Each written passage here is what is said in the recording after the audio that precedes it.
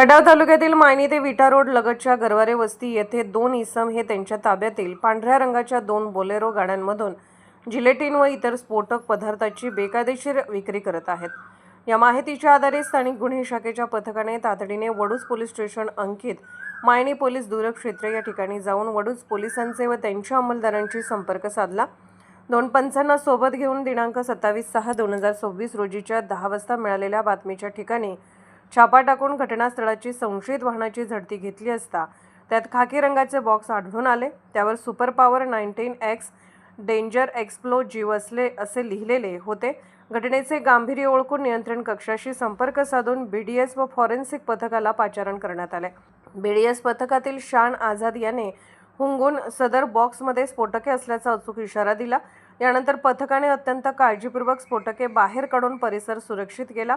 त्यामध्ये gelatin काड्यांचे 9 box, त्यामध्ये 1800 नग, विविध प्रकारचे डेटोनेटर्स, त्यामध्ये electric, non electric, ordinary detonators व सेफ्टी फ्यूज तसेच 2 बोलेरो वाहने तसेच एक टाटा कंपनीचा बंद स्थितीतील टेम्पो असा एकूण 17,09,900 रुपये किमतीचा मुद्देमाल हस्तगत करून विशाल लक्ष्मण जाट व 39 सध्या राहणार मायनी तालुका खटाव, मूळ राहणार रायपूर जिल्हा भिलवाडा राजस्थान, बारूलाल लक्ष्मण जाट सध्या राहणार मायनी तालुका खटाव, मूळ राहणार राजस्थान, शंकर बेनीराम चौधरी राहणार मायनी तालुका खटाव, मालक व पुरवठादार यांना अटक करण्यात आली।